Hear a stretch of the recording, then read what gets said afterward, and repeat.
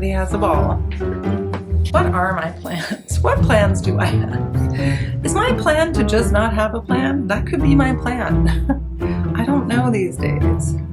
These days are feeling a little plan tired. Anybody else tired of plans? No. I mean, I do have plans. So let's see what we got here. Let's see, let me check my agenda.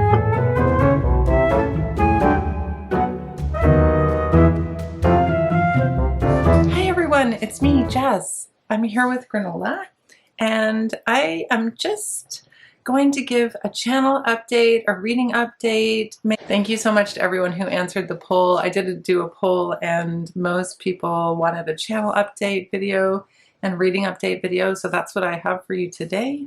It's going to be very chatty, and it's going to be a light edit.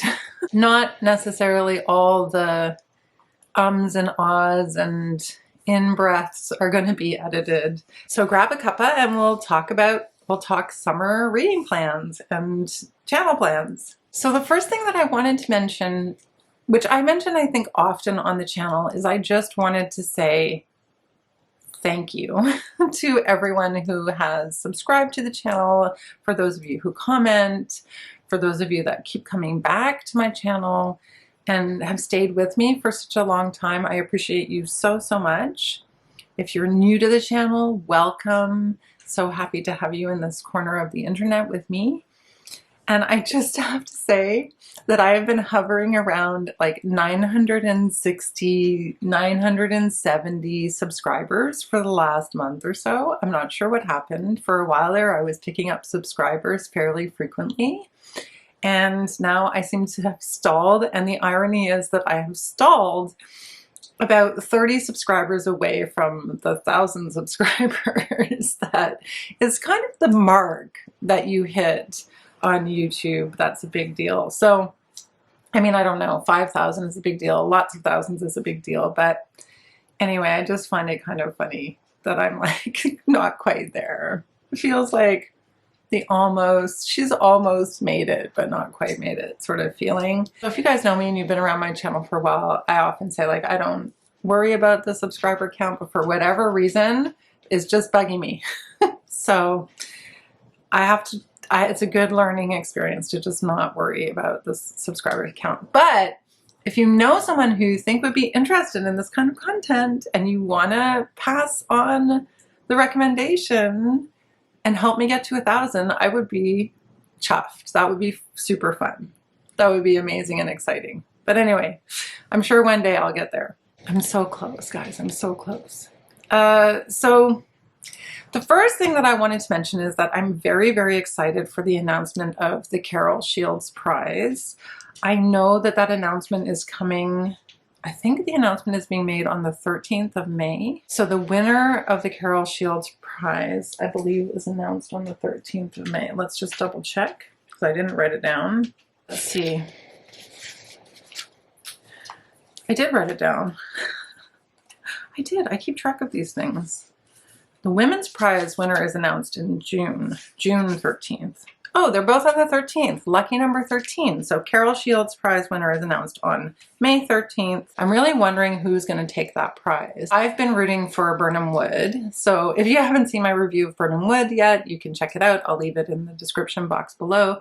But I really enjoyed Birnam Wood. That's one of my big reads from last year, one of my best reads from last year. And so I have my fingers crossed for Birnam Wood. And I haven't read Brotherless Night yet, but I do think that Brotherless Night is a real contender just because it's been nominated for both the Women's Prize and the Carol Shields Prize, but I'm not sure. The other one that I think has a really good chance of winning is A History of Burning, which I have not read, but if it does win, then I think I will read A History of Burning. So those are my predictions / what I hope, and I can't wait to find out who wins that prize. It's going to be really exciting. I did read a couple of the nominations, but not as many as I thought I would get to. I read, I have some questions from the long list. I have some questions for you, and I started reading Lisa Alward's collection of short stories, which I haven't finished yet. And I also picked up Chrysalis, which was another collection of short stories. I should have just kept them. I had started Lisa Alward's collection of short stories, which I was really enjoying. I got about halfway, but I got distracted by other books that I've been reading and wanting to get to. And because they're short stories, they're quite easy to dip in and out of, but I definitely recommend them. I've been really enjoying this set of short stories. So that was on the long list. I also picked up Chrysalis, this set of short stories, which I haven't dipped into yet, but I am thinking that over the summer, I'll probably read this set of short stories. So that's on my summer reading list. In terms of how my reading's going for this month, for April, it's going pretty well. I finished a couple books, which I'll talk about in my reading wrap up.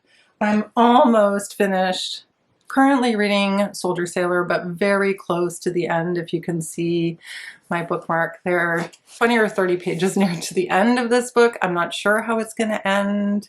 It's been a bit fraught. I will talk about it more in my reading wrap up at the end of this month.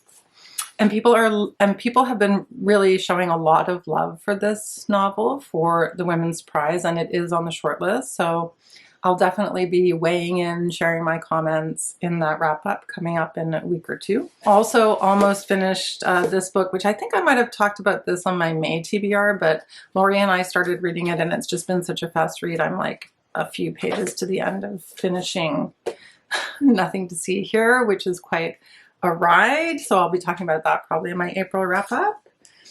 I just started Killingly, which I talked a lot about, and already we're off to a great start. It's about a friendship between Agnes and Bertha, and Bertha has gone missing. And already in the first chapter, because I'm only a chapter in, we know that there's a secret that is shared between the two of them, and we don't know what the secret is.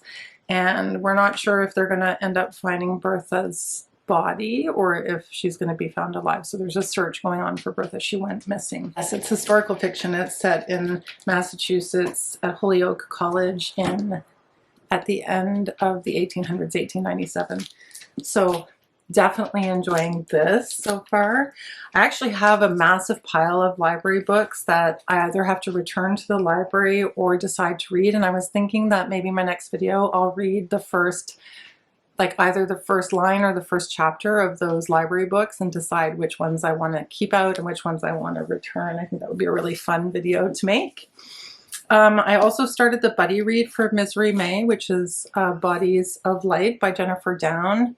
This is a very bleak, this is a very bleak story about a girl who is in foster care, and it's just gut-wrenching, and I've only read the first part, so I imagine it's going to continue to be harrowing, but it's perfect for Misery May, and I don't think it's too late to join in that read-along if you want to. The information would be on Scott or Gemma's channel. I'll leave the links to their channels in the description box, but I figure most of you who watch my channel probably know about Scott and Gemma. That's going pretty well. And really that's it. I have finished a couple of other books, which I'll talk about in my wrap up. I'll talk about one book that I struggled with, that it's either abandoned or DNF'd, but you'll have to wait for that for my wrap up. So that's how it's going with my reading so far. Pretty good, not bad. I need to start Germinal this week because it's my classic read for Misery May. So I did want to talk about two classics, my reading plans for the summer. I had a list of 10 classics that I wanted to read in 2024, and on that list there are two big books that I really want to read. So the first one is John Steinbeck's East of Eden, and the other one is The Moonstone by Wilkie Collins. I haven't read anything by Wilkie Collins, and I'm kind of desperate to read one. I know that the more popular one, I think, is The Woman in White, but this seemed like a fun one to read over the summer. I think it's a mystery. T.S. Eliot called The Moonstone the first and the best of English detective novels, and I feel like that's a really fun place to be in summer reading. Like for me, summer reading is mystery, horror. I'm not so much of a romance girl. I'm more of a mystery, horror, true crime. Last year I did a reading vlog where I went to Maine and I read some true crime stuff for Varghese, which I'll be talking about a little later in this video. So I think I'm going to maybe read this in the second half of the summer. and read this maybe in the first half of the summer, although I'm not entirely sure. I haven't really decided on the scheduling, but I was going to suggest to people who are watching, because I think somebody did comment on one of my recent videos that they would be interested, but I would be happy to host a read-along on Voxer for East of Eden for anyone who's interested in reading it with me. And my idea would be to start, maybe we could start either beginning of June and finish mid-July. I think it's a good, it's almost 600 pages, so similar to Invisible Man. I think I would make it a pace of about 100 pages a week. And so yeah, we could either start beginning of June, finish mid-July, or start beginning of July and finish mid-August, something like that. Or start mid-June and finish at the end of July. I'm not really sure. I guess I'll gauge people's interest. Let me know in the comments below if you would be interested in a read-along. And I will be reading it myself, read-along or no, because I can't believe that I've never read East of Eden. The only John Steinbeck book I've ever read is Of Mice and Men, and I've seen the play and it was amazing, sad, brilliant, all of the above. So I'm really looking forward to reading East of Eden, and then maybe next year I'll read The Grapes of Wrath or some other in his work, some other work of his. He was nominated, I feel like this wasn't this one of the books? Yes, this is one of the books that was nominated for the National Book Award where Invisible Man won, I'm pretty sure, if I recall. So yes, anyway, lots of links happening with my reading life. It's very cool. So yeah, let me know in the comments below or send me a message on Voxer if you're interested in doing a read-along for East of Eden. So I'm very excited about those two classics. I think they're going to really be a pleasure to read over the summer. Of course, my semester is ending in a week or two. I have one more week of classes and then of course grading, and as I like to say, the complaints department will be open for at least a week. There will be that to deal with, and there will be some prep work to do for next semester in the summer. So I'm not completely off, but I am definitely going to have more time on my hands to read and to vlog and to make videos. So it's very exciting.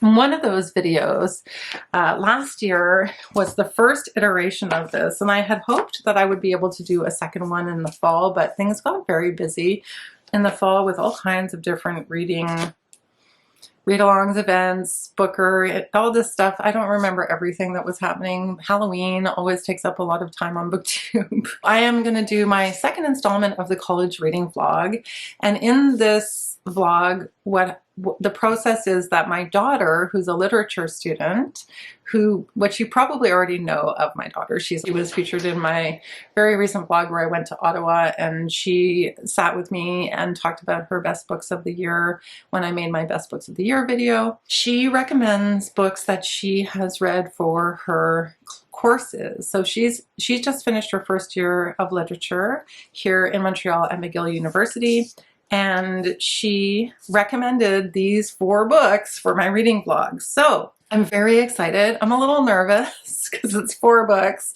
but I'm sure they're going to be good because she really, really wants me to read them and then share my opinion. So the first is White Noise by Don DeLlilo. I feel like I read a bigger Don DeLlilo book. I don't remember which one it was. I remember it was a chunker. I don't remember what it was called, but I couldn't stick with it. I think there was a lot of baseball, but then maybe there's a lot of baseball in this. And I know that White Noise is a classic. It's about Jack Gladney. Okay, so I'll just give you a little synopsis on the back because I actually don't know very much about it. Jack Gladney teaches Hitler studies at a liberal arts college in Middle America, where his colleagues include New York expatriates who want to immerse themselves in American magic and dread. Jack and his 4th wife, Babette, bound by their love, fear of death, and 4 ultra-modern offspring, navigate the usual rocky passages of family life to the background babble of brand name consumerism. Then a lethal black chemical cloud floats over their lives, an airborne toxic event. Oh my god, that's terrifying. That's terrifying! Unleashed by an industrial accident. The menacing cloud is a more urgent and visible version of the white noise, engulfing the Gladney family. Oh, it sounds like it's going to be scary.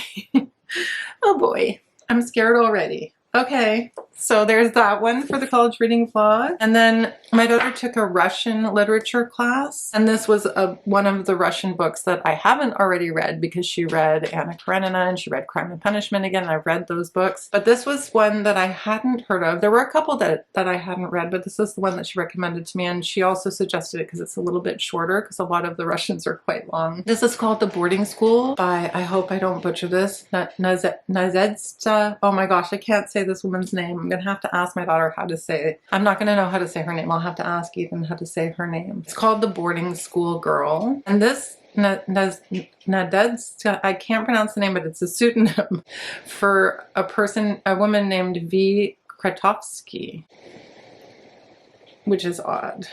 Okay, I'll have to find out more about this. But it's a story about a young woman's not-so-sentimental education set amid the lower provincial gentry of 19th century Russia. It introduces English-speaking readers to a Russian writer celebrated for her humorous and spirited prose style, lively imagination, and radical approach to the themes and intellectual trends of her day. It's a story of 15-year-old Olenka who encounters an exiled radical named Varghese. Oh boy, I'm gonna have to work on my Russian names. And soon after begins to question her education at a private girls' school. Oh, this sounds really good. That's the second one for the college reading vlog. And then she also really desperately wants me to read Ceremony. It has an introduction by Larry McMurdy, which I know that he wrote. He wrote a book that everyone was talking about last year, I think, called Lonesome Dove. Oh my gosh, I hope I didn't get that wrong. Ceremony by Leslie Marmon Silko. This is set in the insular world of the Laguna Pueblo Reservation, but resonating far beyond. Leslie Marmon Silko's novel tells the story of Teo, an Army veteran of mixed ancestry who returns to the reservation scarred by his experience as a prisoner of the Japanese. Wow. Her early masterpiece, The Haunting, Heartbreaking Ceremony, rises to greatness and can easily stand as one of the 2 or 3 best first novels of her generation. A book that has been startling and moving readers in their thousands for more than a quarter of a century, but I've never heard of it. What? Okay. Okay. We shall see. We shall see. And then the last one is Marilynne Robinson's Housekeeping, which my daughter adored this book. It's from the author of Gilead, which is interesting because I've never read any of this writer's books, but Housekeeping is the story of 2 orphans, Ruth and her little sister Lucille, who grow up haphazardly under the care of various relatives before settling down in small town Idaho with Sylvie, their eccentric and rather remote aunt. The family house is nestled on a glacial lake, and the same lake where their grandfather died in a spectacular train wreck and their mother drove off a cliff to her death. In this town, chastened by outside landscape and extravagant weather, the sisters struggle toward radically different adulthoods. Anyway, she said it's amazing. She's curious to see what I think of it. I'm going to be reading it for this college reading vlog. So college reading vlog. I'm not sure when I'm going to do the college reading vlog, but it will definitely be at the end of May or beginning of June. So that's kind of the time frame for that vlog. Very exciting. I'll leave a link to the college reading vlog that I did last year in the description box below if you want to go and check that one out. So every summer I have a couple of other ideas for vlogs that I might try to do over the summer, although I feel like already that's quite a lot. Every summer I travel a little bit. Last year I bought a paddleboard and I had not really enjoyed it as much as I had wanted to. I think this year my goal is to find places to go paddleboarding. I even got a little life vest for Granola so he can go on the paddleboard with me, although the first time I tried to do it, he didn't really enjoy the water very much. But yeah, I think I'm going to try to find places to go paddleboarding. I might go on a couple of different trips, and I have one big trip planned, which I'm keeping on the down low. I'll tell you guys all about it. I might vlog it, I might not. So in terms of other ideas for reading vlogs, I have a couple of ideas that I've had for a while that I was never able to really film because I just didn't have time. And I think the summertime could be a great opportunity for me to do at least one of these other vlogs. I was going to read 1984 and Julia. together, which I never did. I also had the idea of reading Enter Ghost and Hamlet together, which I think would be really cool. If Enter Ghost wins the Women's Prize for Fiction, I'm definitely doing that. And I definitely want to read Enter Ghost this summer anyway. And then I also thought of reading The Metamorphosis and Fly on a Wall, which is supposed to be inspired by Kafka's short story, The Metamorphosis. So I don't know which of those I will end up doing. Definitely, hopefully one, maybe two. We'll see how much time I have, really. It's just going to depend. There's also Garbagest, if it's happening again this year. And so if that's happening, then I'm definitely going to ramp up on the mystery reading and the horror reading. I never was able to finish Stephen King's Pet Sematary, which I started. Got quite a bit of the way into, maybe almost a quarter of the way into, and then I had to stop. I started it around Halloween. I would really love to finish it this summer. Hopefully I'll do that. The other two books that got abandoned last year, which I feel terrible about, are A Paragon, which I started reading with Jolene from Bookworm Adventure Girl. I got about halfway through.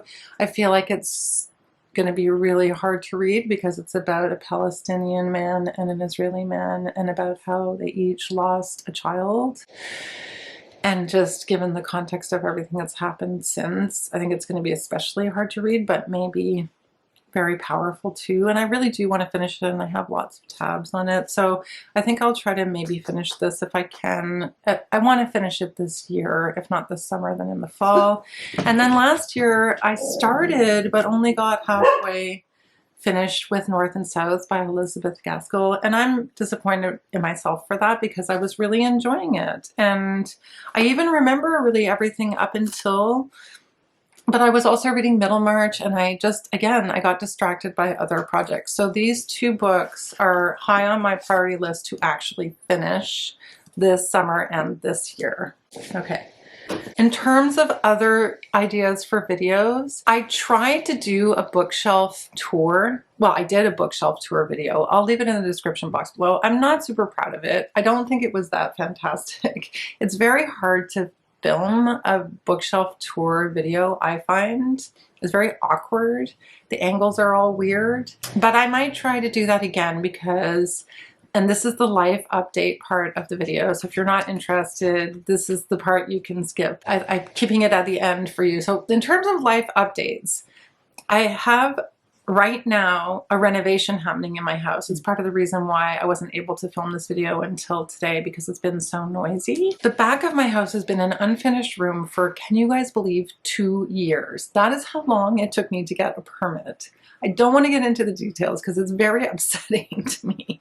But the good news is that this week and next week, they are finishing that room. And I will show you guys, it's going to be my bedroom. I will show you guys, I'm going to get bookshelf for that room, and I'm going to reorganize my bookshelves this summer. So it might be really fun to do some kind of a bookshelf reorganization video. If you're interested in something like that, let me know in the comments below. I am going to do some traveling this summer, although I'm not entirely clear on all of my plans. It's cool because I was really struggling with traveling because I didn't have care organized for the dogs, but my daughter has a good friend who's going to stay with Nola, and it looks like it's going to work out very, very well. And she literally said to me the other day, she's like, Mom, just travel as much as you want. So now I'm like, maybe I'll just spin the globe, choose a place, and go there. So I'm not sure about where I'm going to end up traveling this year, this summer.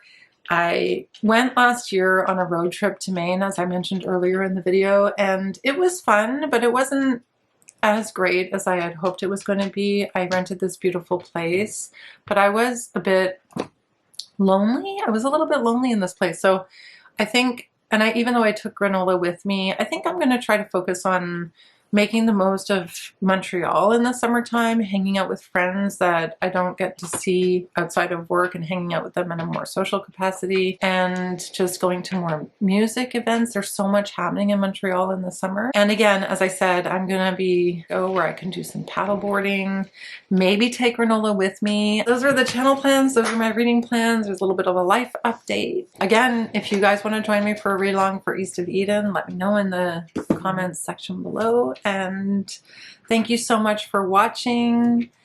and I will see you in my next video. Bye for now.